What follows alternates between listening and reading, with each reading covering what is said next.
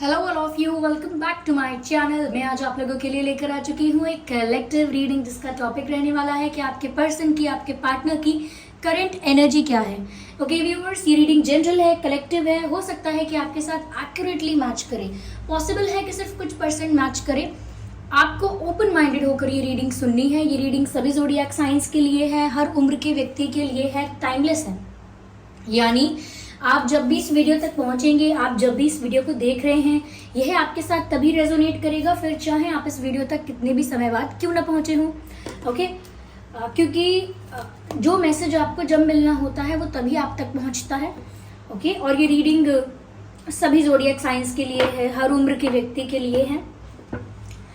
और अगर आप ड्रीम टैरो चैनल पर पहली बार आए हैं, सब्सक्राइब जरूर करें और बेल आइकन जरूर प्रेस करें। ओके, चलिए ज्यादा समय व्यर्थ नहीं करते हैं, रीडिंग स्टार्ट करते हैं। Current energy and feelings of your partner. So first we have the wheel of fortune. क्या बात है। Okay, 10 of wands,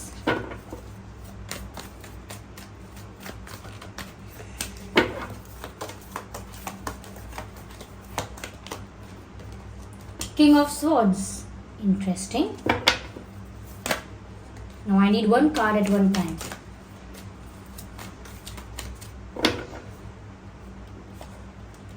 So, Knight of Pentacles.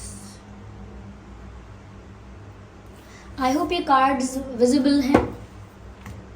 ठीक है, सबसे पहली चीज यहाँ पर जो नजर आती है वो ये है व्यूअर्स कि आपके पर्सन की करंट एनर्जी कुछ ऐसी है जैसे आपकी तरफ से कुछ ऐसी एनर्जी उनको मिल रही है कि वो बचते बचाते फिर रहे हैं। ऐसा लगता है जैसे वो किसी चीज़ से छुप रहे हैं, किसी चीज़ से बचते बचाते फिर रहे हैं, या किसी चीज़ को डिनाई कर रहे हैं, लैक ऑफ एक्सेप्टेंस। एंड ऐसा लगता है जैसे बस किसी चीज़ से खुद को बचाना, किसी को चकमा देकर खुद को बचाना, या अपने ऊपर आने वाले जो भी निशाने हैं उनसे अपने आप को बचाना, जैसे कोई डॉज करता है। ओके, किसी को अगर आप अगर कुछ एम करके, अगर किसी को टारगेट करके अगर कुछ उसके ऊपर कुछ थ्रो करते हो, कुछ उसकी तरफ फेंकते भी हो, तो जैसे वो अपने आप को बचाता है यहाँ वहाँ झुक के, यहाँ वहाँ छुप के, वैसा ही मुझे लगता है कि आपकी तरफ से कुछ ऐसी एनर्जी उनको मिल रही है जिससे वो अपने आप को बचते बचाते फिर रहे हैं। और ऐसा भी लगता है कि सिचुएशन कुछ ऐसी है कि जहां वो आपसे आई टू आई कांटेक्ट भी मेंटेन नहीं कर सकते, विच क्लियरली मीन्स कि वो आपको फेस नहीं कर सकते। समथिंग हैज हैपेंड, कुछ ऐसा हुआ है जिसकी वजह से उनके अंदर वो कॉन्फिडेंस नहीं है कि वो आपको फेस कर सके। और साथ ही साथ जो आपके मन में प्रश्न है, जो क्यूरियोसिटी है आपके दिमाग में, या जो डाउट है आपके मन में, या जितना भी कंफ्यूजन है और उस कंफ्यूजन को लेके जितने भी क्वेश्चंस हैं, वो आपके पर्सन आंसर नहीं कर सकते। जिस भी इशू पर आपको क्लैरिफिकेशन चाहिए, जस्टिफिकेशन चाहिए, ये आपको जस्टिफाई नहीं कर सकते, ये आपको एक्सप्लेन नहीं कर सकते, क्योंकि इनके पास आंसर्स नहीं है। अगर आंसर्स हैं भी तो इनके पास करेज नहीं है, कॉन्फिडेंस नहीं है फेस टू फेस आपसे वो सब कुछ कम्युनिकेट करने का और कन्फेस करने का। इनके अंदर कॉन्फिडेंस नहीं है, तो मुझे लगता है कि ये आपसे बच रहे हैं। जैसे हम किसी को कोई नोन पर्सन अगर हमें बाहर दिख जाए, यानी कि बाहर कहीं मार्केट में, कहीं बाहर कोई जान पहचान का व्यक्ति हमें दिखे और वो हमसे आके बात ना करने लगे, इंटरैक्ट ना करने लगे, तो हम अपना चेहरा छुपाते हैं, जैसे मास्क पहनते हैं, या कहीं और देखते हैं, या कैप पहन लेते हैं, या डायरेक्शन चेंज कर देते हैं। इसका मतलब ये है कि हम उसकी नज़रों से बच रहे हैं।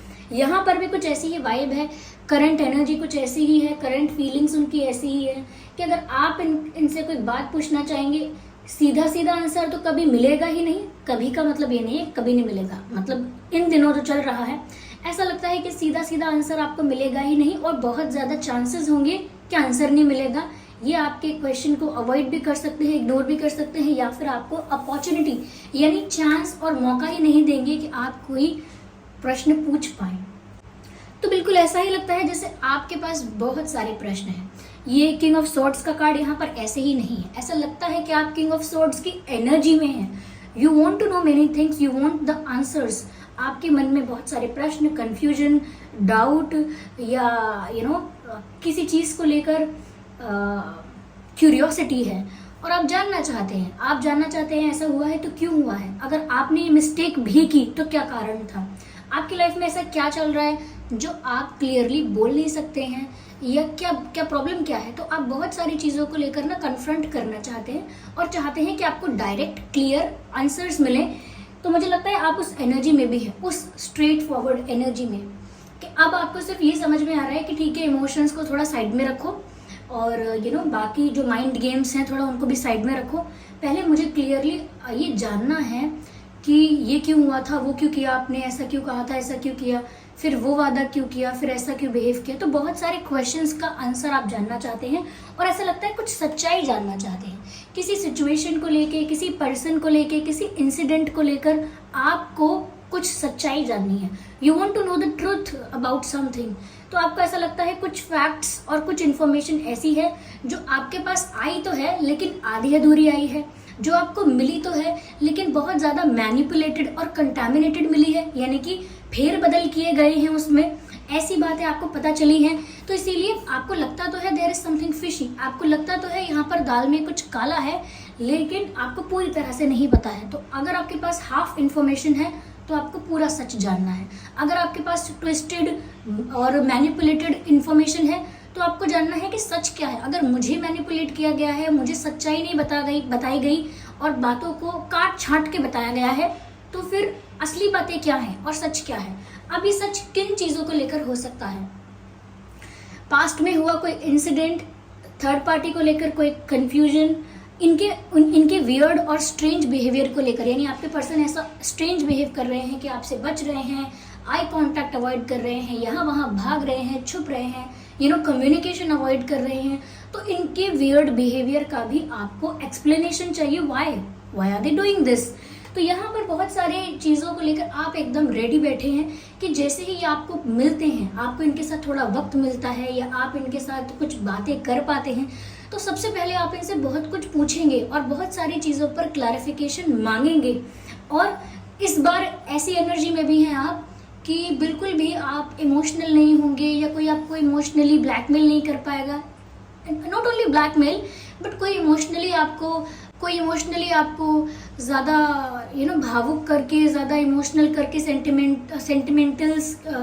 सेंटिमेंटल स्टेट ऑफ माइंड की वजह से कोई आपको बेवकूफ़ ना बना पाए। तो इसीलिए आपने सोचा है कि मैं इमोशनल होकर नहीं, बहुत लॉजिकल होकर, बहुत प्रैक्टिकल होकर सारी बातों को जानना चाहती हूँ, क्योंकि आप जानते हैं कि भावनाओं में बहकर बातों को मैनिपुलेट किया जा सकता है। भावनाओं में बहकर बातों का जो तथ्य है, यानी कि बातों के अंदर जो फैक्ट्स हैं, उनको भी ट्विस्ट किया जा सकता है। इसीलिए इमोशंस के बिना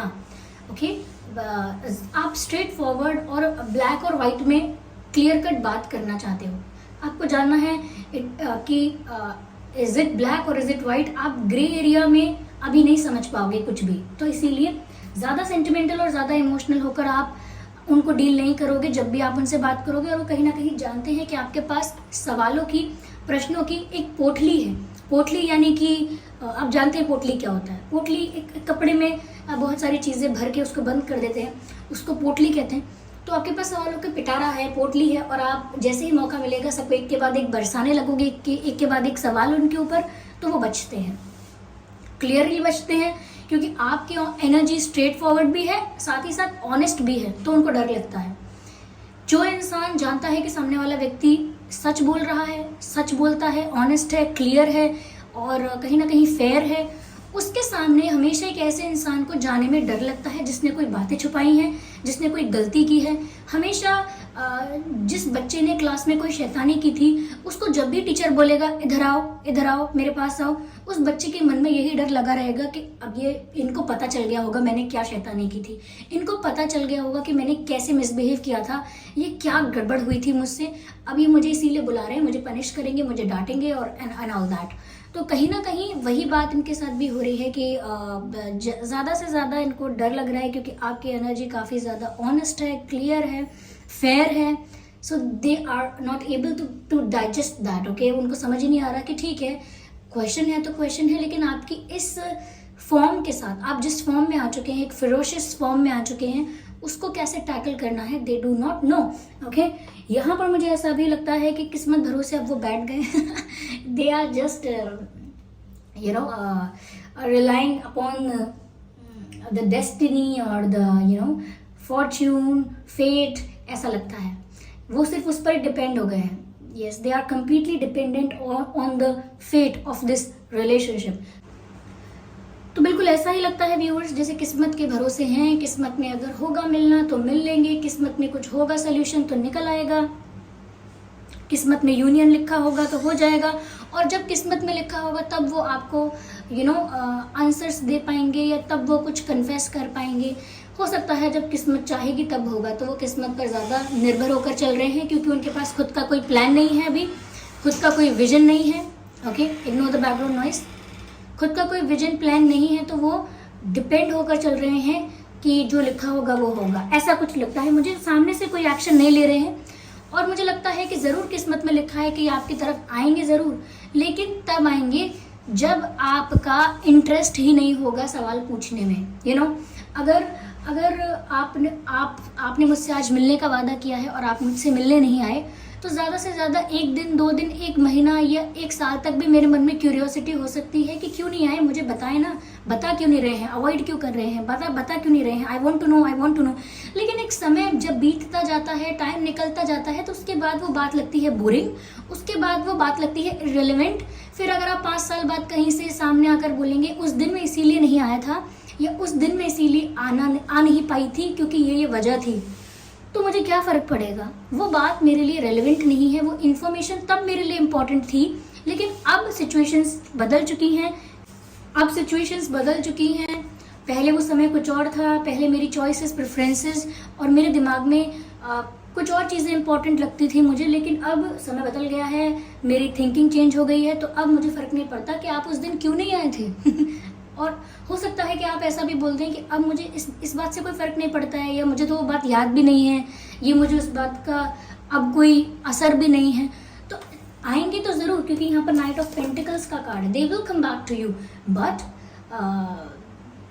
लेकिन ऐसा होगा that you will not be expecting anything from this person. आप इस इंसान से कुछ और एक्सपेक्ट कर नहीं रहे होंगे, उस वक्त ही आपकी लाइफ में आएंगे और उस वक्त शायद आप इतने नॉन इंटरेस्टेड या इतने ज़्यादा आगे बढ़ चुके हो कि आप बोलेंगे कि किस बारे में बात कर रहे हो, किस इंसिडेंट की बात कर रहे हो, वो तो पुरानी बातें हैं, जस्ट फॉरगेट दैट। ऐसा भी आप ऐसे एनर्जी और ऐसे भाव में आ सकते हो, क्योंकि अगर ये लेट आएंगे आपकी तरफ तो ये कुछ भी आपको सामने से क्लियर करते चलेंगे, आंसर देते चलेंगे सामने से आकर कि मैं बताती हूँ क्या बात है, क्यों मैंने अजीब बिहेव किया था, क्यों ऐसा हुआ था, क्यों वैसा हुआ था, और आपको लगेगा कि लेकिन आप ये सब मुझे अब क्यों बता रहे हैं, ओके। तो मुझे लगता है ये आपके पास आएंगे जरूर। सॉरी, जल्दी बोलने का नतीजा होता है कि गलत बोलते हैं हम, उच्चारण गलत हो जाता है। तो यहाँ पर वो कहेंगे कि आएंगे ज़रूर आपके पास भविष्य में। मैं ये नहीं कह सकती किसी के लिए 5 महीने, 6 महीना, 1 साल, लेकिन हाँ, एनर्जी स्लो है, they will come to you but they will take some time. और तब तक आपकी लाइफ में प्लान्स बदल चुके होंगे और चीज़ें बदल चुकी होंगी, okay. Let's see what else we have in this situation.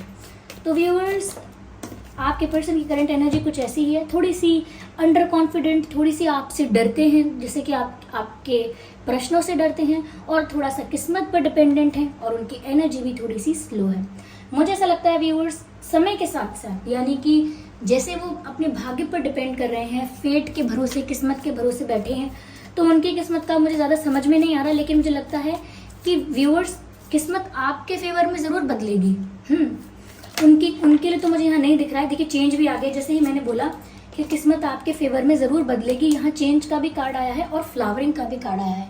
ये फ्लावरिंग का कार्ड आप देखिए, आपको किस चित्र की या किस डेइटी की याद दिलाता है। ये कार्ड ऑलमोस्ट सिमिलर दिखता है लक्ष्मी जी के, जो भी उनकी तस्वीरें हैं, जो भी हमारे पास उनकी प्रतिमाएं हैं, उससे बहुत सिमिलर है। ये एक कमल का फूल है जिस पर एक देवी बैठी हैं, एक डिवाइन फेमिनाइन है, और फ्लावरिंग का कार्ड है नीचे, यानी कि खिलना, फलना, फूलना, ब्लॉसमिंग। तो मुझे लगता है व्यूअर्स के आने वाले समय में आपकी किस्मत बदलने वाली है। There is going to be the big change और a major shift in your life, जहां पर किस्मत आपका साथ देगी, आपकी लाइफ में बदलाव आएगा और आप फलेंगे फूलेंगे, विच मीन्स सक्सेसफुल होंगे, ग्रो करेंगे। ओके, तो ये आपके लिए जरूर ब्लेसिंग है।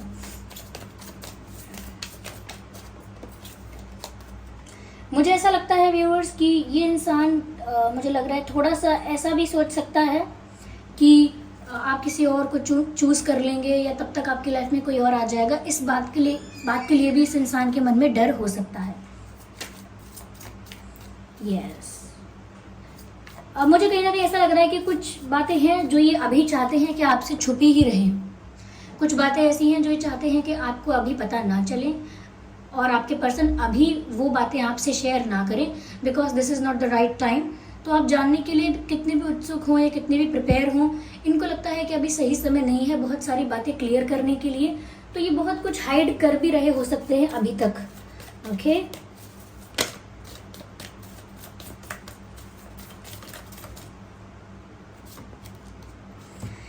जब ये दोबारा आपकी लाइफ में आएंगे, चाहे कितनी भी लेट आए, या आपसे फ्रेंडशिप करने की कोशिश करेंगे। या यू हर्ड मी राइट, ये आपसे फ्रेंडशिप करने की कोशिश करेंगे। आप ये फ्रेंडलीनेस का कार्ड देख सकते हैं।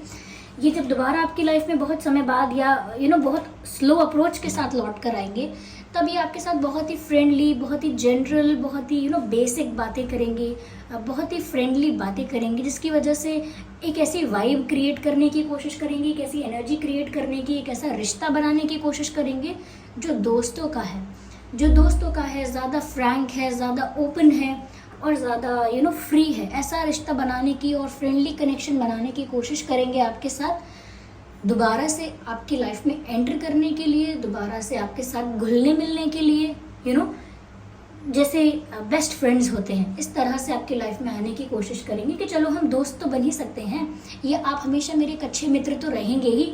ऐसी एनर्जी के साथ लौट कर आएंगे, ऐसी अप्रोच के साथ लौट कर आएंगे। तो इस सिचुएशन में आपको क्या करना है, ये आपका ही डिसीजन होना चाहिए कम्प्लीटली। यहाँ पर सिर्फ मैंने आपको बताया कि उनकी करंट एनर्जी है क्या। यहाँ पर ऑलमोस्ट सभी साइंस इंक्लूड हो जाते हैं व्यूअर्स, बार बार बोलना अच्छा नहीं लगता, बट अगेन यहाँ पर फायर साइन भी है, एयर साइन भी है, अर्थ साइन भी है, बट स्टिल मैं बोलूँगी सभी साइंस टैरो रीडिंग में इंक्लूड हो जाते हैं। ओके, या ओके, चलिए मैं आपके लिए एक डिवाइन मैसेज ज़रूर लेती हूँ। लेट्स सी कि डिवाइन आपसे क्या कह रहे हैं। Okay, just a second, I need one card at one time. So yeah, a year from now, आज से 1 साल। तो मुझे लगता है व्यूअर्स आने वाले 1 साल में या 1 साल लग सकता है ये पूरी तरह से आपके पास आए, क्योंकि यहाँ लगता है अ ईयर फ्रॉम नाउ यानी आज से 1 साल। तो आज से 1 साल बाद आपकी लाइफ में इनफ चेंज आ चुका होगा, बदलाव आ चुका होगा, आपकी लाइफ ट्रांसफॉर्म भी हो चुकी होगी। ओके, आपकी डेस्टिनी आपको एक अलग डायरेक्शन में ले जा चुकी होगी। और अ ईयर फ्रॉम नाउ यानी आज से 1 साल बाद ये आपके पास आएंगे ज़रूर, एंड ऐसा ही फ्रेंडली बिहेव करेंगे। ओके, तो व्यूअर्स ये थी रीडिंग की उनकी करंट एनर्जी क्या है। आई होप ये रीडिंग आपके लिए हेल्पफुल है, रिलेटेबल है। अगर इस रीडिंग ने थोड़ा बहुत भी आपको गाइड किया है या आपकी सिचुएशन के साथ रिलेट करती है, तो वीडियो को लाइक करना बिल्कुल मत भूलिएगा और कमेंट करके ज़रूर बताइए कि रीडिंग कितने % आपकी सिचुएशन से रेजोनेट करती है या फिर बिल्कुल नहीं करती है, ये भी कमेंट में बताइए। I am open to your feedback. Okay, और सब्सक्राइब जरूर कीजिए ड्रीम टैरो चैनल को। ये आपका ही परिवार है, आपकी ही फैमिली है और छोटी सी प्यारी सी क्यूट सी फैमिली है। Be the member of it और बेल आइकन को भी प्रेस कीजिए। और चलिए फिर मिलते हैं अगली रीडिंग में, लेकिन इस बात का भी ध्यान रखिएगा कि मैं पर्सनल रीडिंग्स नहीं देती हूँ, तो कमेंट्स में दिए हुए किसी भी कॉन्टैक्ट डिटेल पर विश्वास ना करें। Okay, bye bye family, take care, love you.